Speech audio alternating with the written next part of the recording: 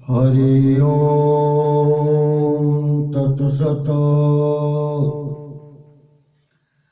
नमस्ते ब्रह्मरूपाय विष्णुरूपाय ते नमः। नमस्ते रुद्ररूपाय करिरूपाय ते नमः। विश्वरूपस्य रूपाय नमस्ते ब्रह्मचारिणे भक्तप्रियाय देवाय नमस्तुभ्यं विनायकं गजानन महाराज की जय।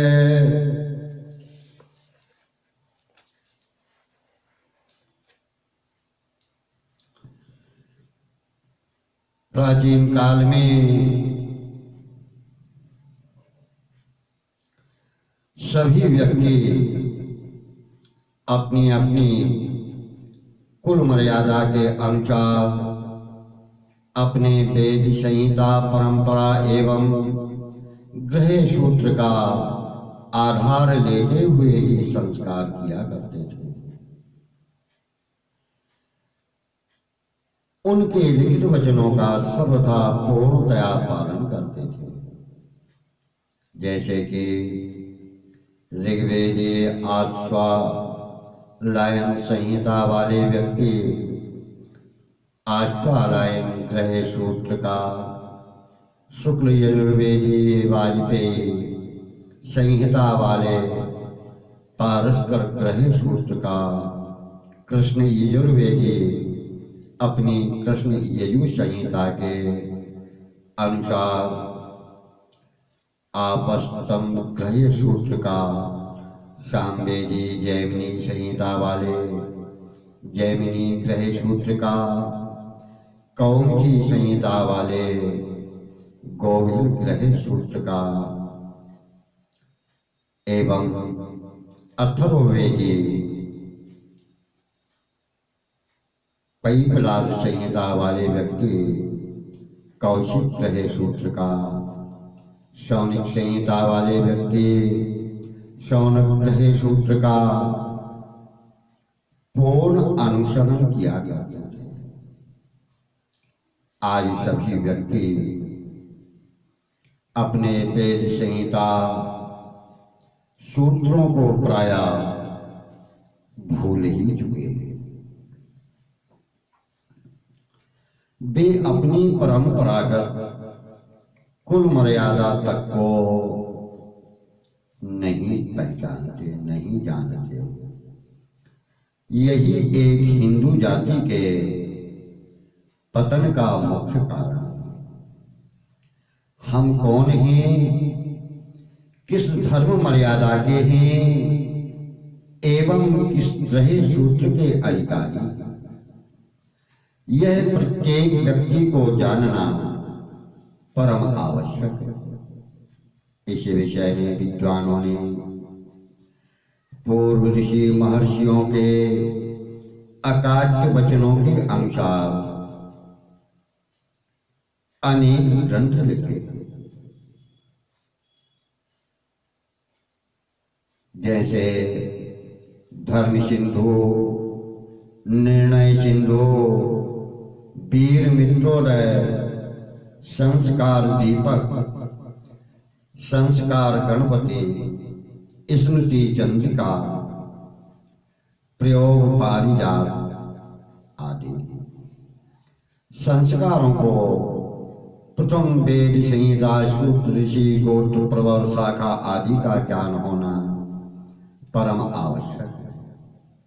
साथ साथ अपनी कुल मर्यादा यानी कुल के आचार जानना भी प्रमुख है।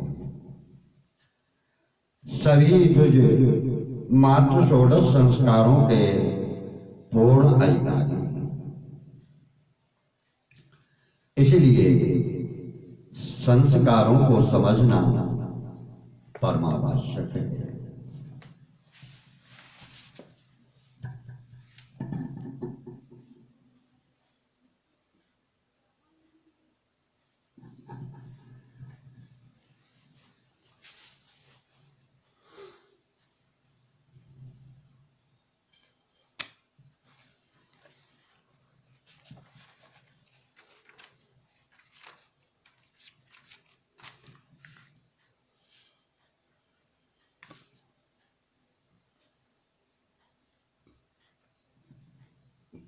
अब प्रश्न उठता है कि 16 संस्कारों की आवश्यकता क्या है।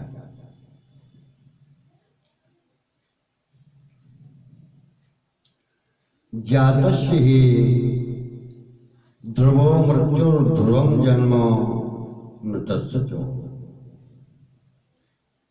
यानी जो जन्मता है उसे मरना भी पड़ता है, और मरने वाले का पुनः जन्म होना निश्चित है। अपने शास्त्र कहते हैं कि 84 लाख योनियों में भटकता हुआ प्राणी भगवत कृपा से तथा अपने पुण्य पुंजों से मनुष्य योनि प्राप्त करता है।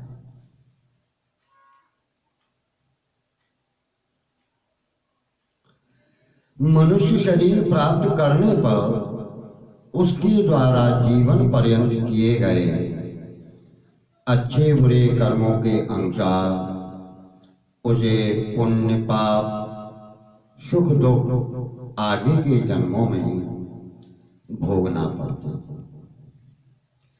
अवश्यमेव भोक्तव्यम कृतं कर्म शुभाशुभ, शुभ अशुभ कर्मों के अनुसार ही विभिन्न योनियों में जन्म होता है।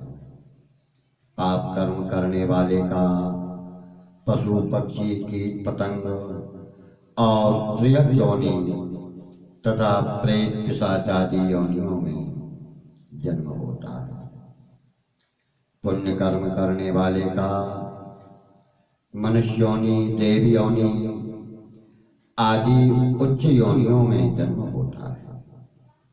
मानव योनि के अतिरिक्त संसार की जितनी भी योनियां हैं वे सब भोग योनियां हैं, जिनमें अपने शुभ और अशुभ यानी अच्छे और बुरे कर्मों के अनुसार पुण्य पाप सुख दुख भोगना पड़ता है।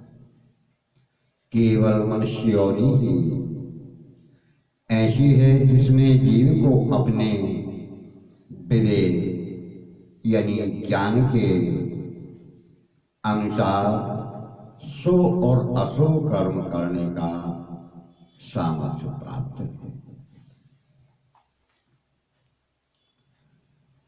अतः मनुष्य जन्म लेकर प्राणी को अत्यंत सावधान रहने की आवश्यकता है। कारण इस भवाटवी में अनेक जन्मों तक भटकने के बाद अंत में यह मानव जीवन प्राप्त होता है, जहाँ प्राणी चाहे तो सदा सर्वदा के लिए अपना कल्याण कर सकते हैं, यानी भगवान को प्राप्त कर सकते हैं। जन्म मरण के बंधन से भी मुक्त हो सकते हैं, परंतु इसके लिए अपने सनातन शास्त्रों द्वारा निर्दिष्ट जीवन प्रक्रिया चलानी पड़ती है। मनुष्य नैतिक मानसिक आध्यात्मिक उन्नति के लिए इसके साथ ही बलवीर्य प्रज्ञा और दैवीय गुणों के लिए विस्फुटन के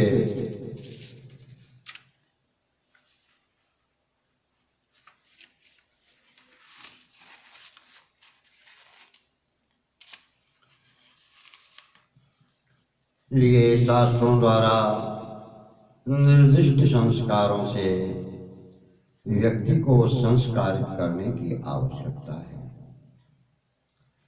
संस्कार शब्द का अर्थ है दोषों का परिमार्जन करना,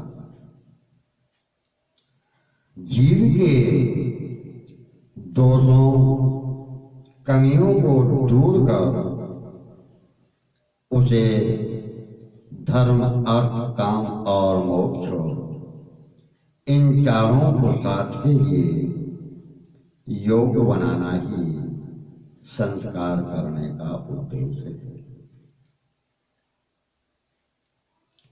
शबर स्वामी ने संस्कार शब्द का अर्थ बताया है। संस्कारो नाम सा भवति यस्मिन् जाते पदार्थो भवति योग्यः कश्चित् अर्थस्य। संस्कार वह है जिसके होने से कोई पदार्थ या व्यक्ति किसी कार्य के लिए योग्य हो जाता है।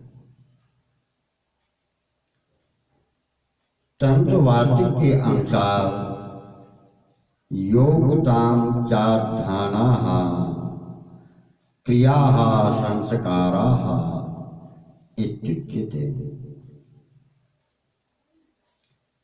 संस्कार वे क्रियाएं, वह रीतियां हैं जो योग्यता प्रदान करती हैं। यह योग्यता दो प्रकार की होती है। पाप मोचन से उत्पन्न योग्यता तथा नवीन गुणों से उत्पन्न योग्यता। संस्कारों से नवीन गुणों की प्राप्ति तथा पापों या दोषों का मार्जन होता है। संस्कार किस प्रकार दोषों का परिमार्जन करते हैं, कैसे किस रूप में उनकी प्रक्रिया होती है, इसका विश्लेषण करना कठिन है। परंतु प्रक्रिया का विश्लेषण ना भी किया जा सके तब भी उसके परिणाम को अस्वीकार नहीं किया जा सकता, उसको स्वीकार करना ही पड़ता है। आमलक के चूर्ण में आमलक के रज की भावना देने से कई गुना शक्तिशाली बन जाता है। यह प्रत्यक्ष अनुभव की बात है।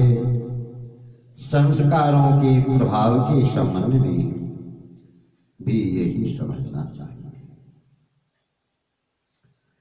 अदृष्ट बातों के संबंध में त्रिकालज्ञ महर्षियों के शब्द ही प्रमाण है।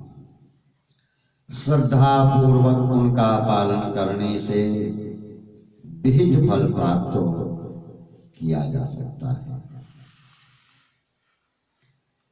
मनु का कथन है, वैदिकई कर्म भी पुण्य निषेकादेर दुजन्मना कार्या शरीर संस्कारा पावना प्रेत्य। वेदोक्त गर्भाधान आदि पुण्य कर्मों द्वारा दुर्गणों का शरीर संस्कार करना चाहिए। यह इस लोक और परलोक दोनों को ही पवित्र करता है। भारतीय सनातन धर्म की ऐसी मान्यता है कि एक बार माता के गर्भ से जन्म होता है और दूसरा जन्म होता है उपनयन संस्कार से। इसी आधार पर जिसके वैदिक संस्कार हुए हो उसे द्विज अर्थात दो बार जन्म लेने वाला कहा जाता है। ये संस्कार हिंदू जाति की एक बड़ी विशेषता के रूप में माने गए।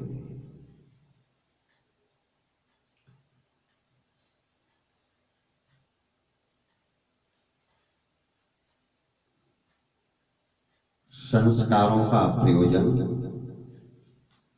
और उनके भेद दूसरे भाग में वर्णन करेंगे। हरि ओम।